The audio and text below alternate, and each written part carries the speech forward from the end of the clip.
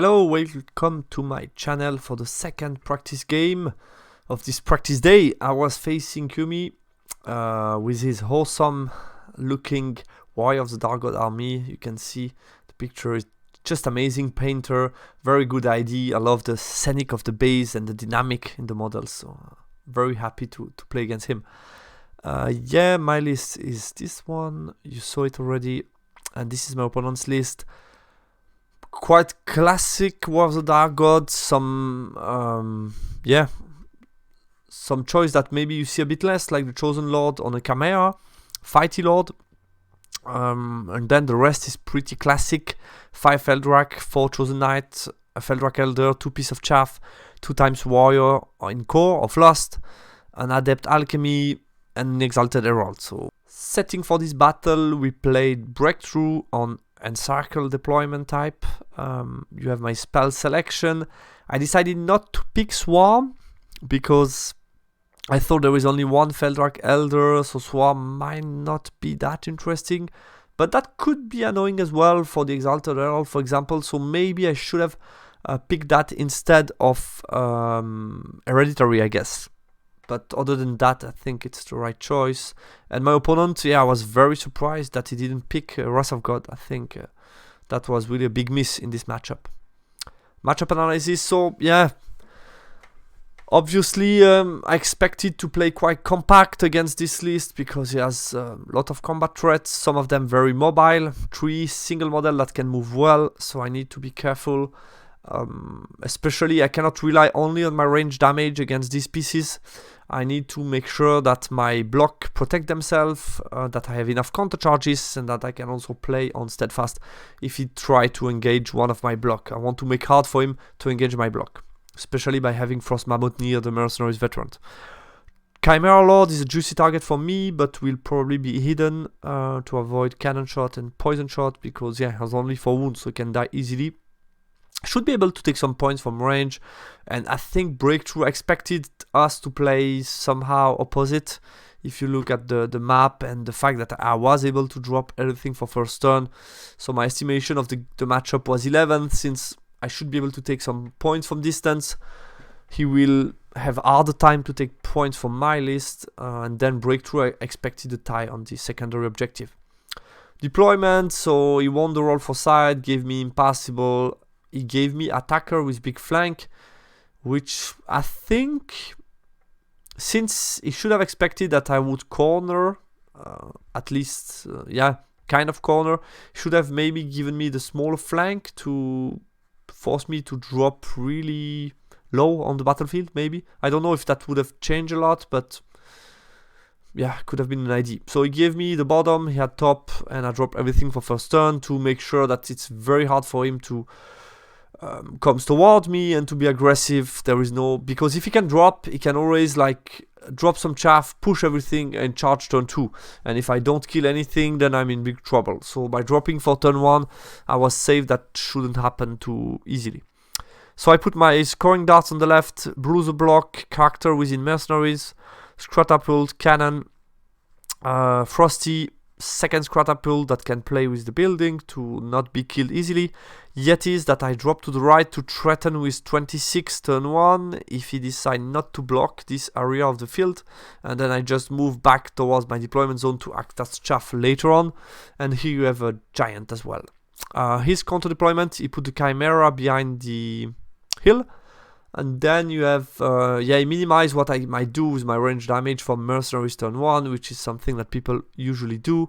Then you have double dogs, Feldrak Elder, small Feldraks, infantry block, and here you have the Chosen Knight. So quite compact, I mean, something that you can expect. My turn 1, so I push forward, make sure that he has no way to escape my line of sight, and then I can always see him with my Bruiser block. And I put these guys in position, try to do some shots, but I was still too far away, I guess, even from the dogs. Yetis move back within General and BSB range, and the giant moved to the right part of the hill just to annoy him. I want to be annoying, maybe get scoring and stop his Breakthrough, but that will be hard. In my magic phase, I get a totemic summon off here, behind his dogs, try to kill them, and with shooting and breath I kill 5 of them in each unit, but I'm not able to finish off 1 unit. His turn 1, he pushes dog forward to just block me and make hard for me to move around and shoot his Feldrak.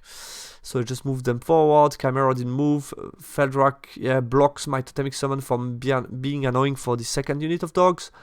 And the rest just make sure my giant cannot escape line of sight. These guys go behind the wall to not suffer too much from my shooting. His magic phase, with Hellfire, he kills my totemic summon. No big problem here. And then my turn 2. So yeah, I decide to charge here because it's a terror check on the 5. If he fails, then these guys are free to move 6 forward and start shooting at the Elder, which I like. I charge. Unfortunately for me, he passes the 5 no reroll, so I'm a bit stuck in a traffic jam.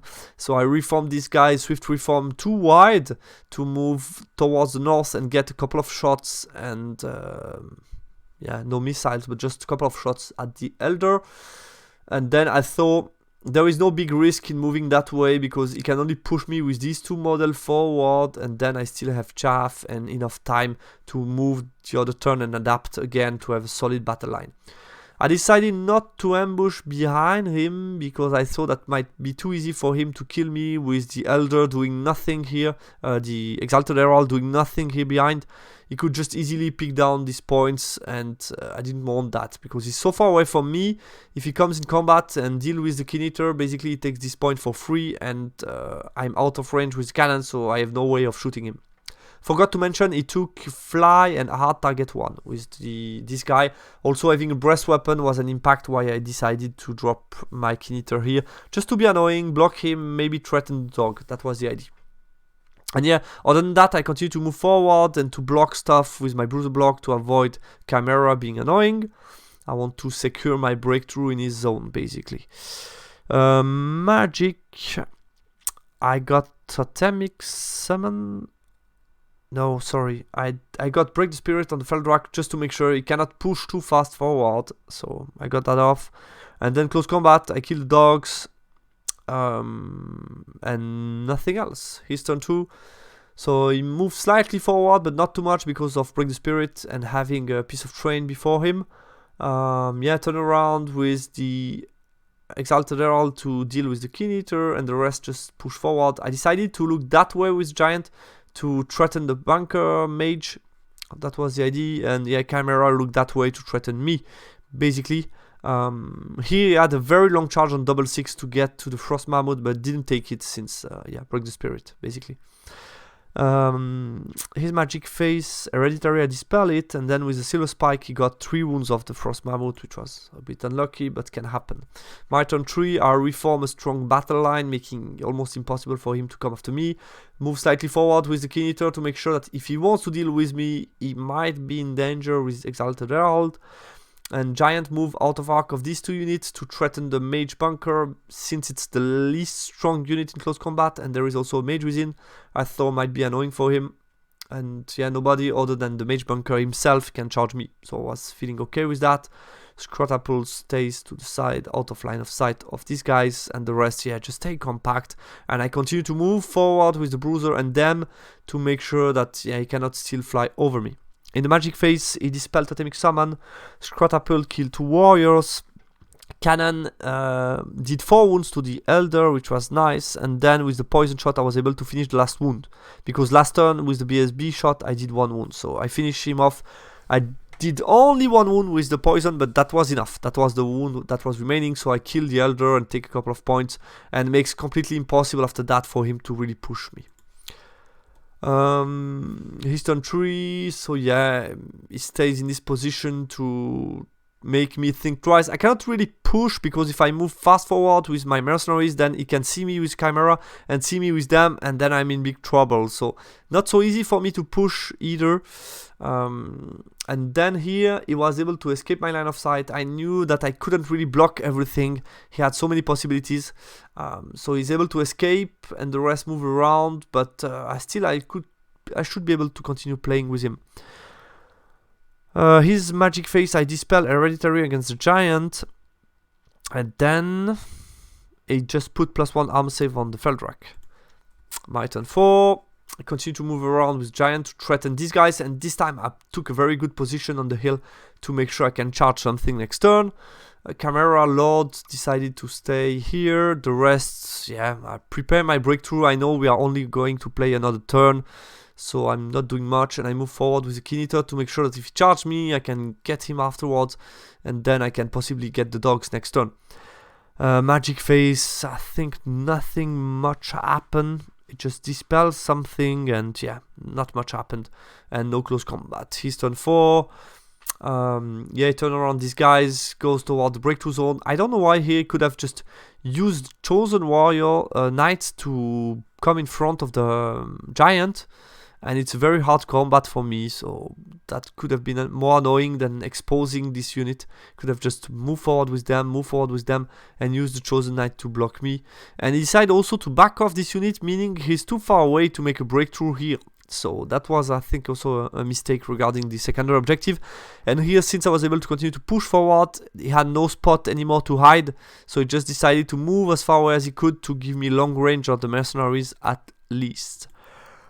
Yeah, his Magic Fate, not much happened. I dispelled maybe Hereditary, not much happened actually. My turn 5, so I charge. Yeah, he was able to get +2 armor save on them with 3 dice, but I dispelled the spike because I didn't want to get some panic check on Scratapult and lose a couple of points here. I don't know if it. I think in hindsight, I should have maybe dispelled +2 armor save, because I decided I have good odds of sticking him even with +2 armor save. That's why it didn't matter much.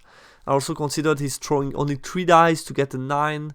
Maybe it might fail, but I should have maybe ensured that by using my dice, and maybe the likelihood that he kills it and that I also lose this piece is maybe lower, since here the secondary is at risk. I don't know. I charge with the giant. Other than that, make my breakthrough, get some shot off, did 2 wounds to him, didn't hit with the cannon.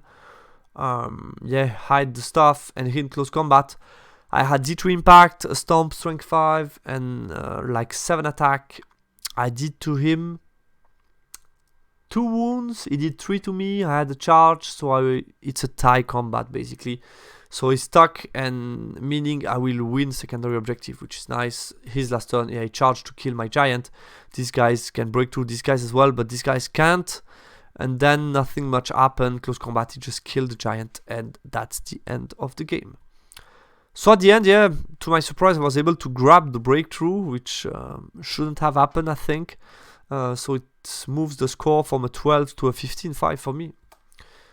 Post-game analysis, yeah, not much to say. Close game happens sometimes, especially if you consider both list and breakthrough opposite side. Yeah, hard to push for me with the Chimera being annoying. I could have maybe been slightly more aggressive with the Bruiser pushing forward, but yeah, to force him to move away from the hill, but that wasn't easy. But maybe I could have done slightly better. Range damage delivered when it mattered. I was able to kill the Elder, Feldrak Elder, and I think, yeah, War of the Dark God should have been able to secure the breakthrough. When you see that he has no way to really push me, he should have ensured that easily, I think. He had enough unit to do it. And yeah, short point on my list. I have a short list, not many threats, and with this type, against this type of list, very often I'm dropping for first turn because I need the range damage, I need to stop the aggression, and yeah, I drop quite a lot in this type of matchups. That was something I wanted to point out and to keep in mind for later when I build other Ogre Khan list.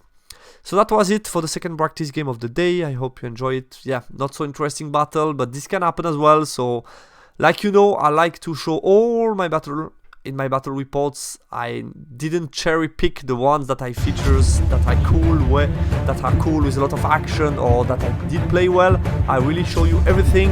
So sometimes this type of battle happens, but I try to go quick, to be fast. Thanks a lot, guys, for watching, and talk to you soon on my channel. Bye bye, take care.